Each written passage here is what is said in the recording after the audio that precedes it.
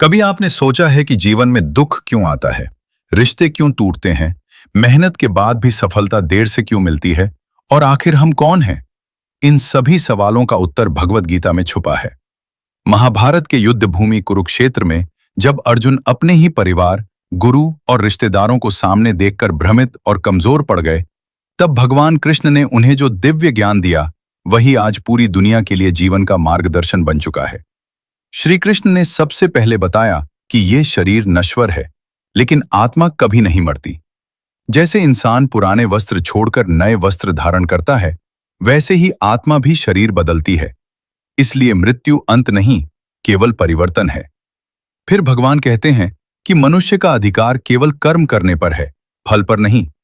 जब हम केवल परिणाम के पीछे भागते हैं, तब दुख पैदा होता है, लेकिन जब हम बिना आसक्ति के अपना कर्म करते हैं, तभी सच्ची शांति और सफलता मिलती है। गीता हमें सिखाती है कि मन ही इंसान का सबसे बड़ा मित्र भी है और सबसे बड़ा शत्रु भी। जिसने अपने मन, क्रोध, लालच और अहंकार पर विजय पा ली, वही सच्चा विजेता है। श्री कृष्ण बताते हैं कि क्रोध से भ्रम पैदा होता है, भ्रम से स्मृति नष्ट होती है, स्मृति से बुद्धि चली जाती है, और बुद्धि के बिना इंसान अपना ही नुकसान कर बैठता है। इसलिए हर परिस्थिति में शांत रहना ही सबसे बड़ी शक्ति है। गीता ये भी सिखाती है कि जीवन में जो भी हो रहा है, उसके पीछे एक गहरा कारण है। कभी हार मिले तो उसे सीख समझो, कभी जीत मिले तो अहंकार मत आने दो। दूसरों से तुलना मत करो, क्योंकि हर आत्मा की यात्रा अलग है।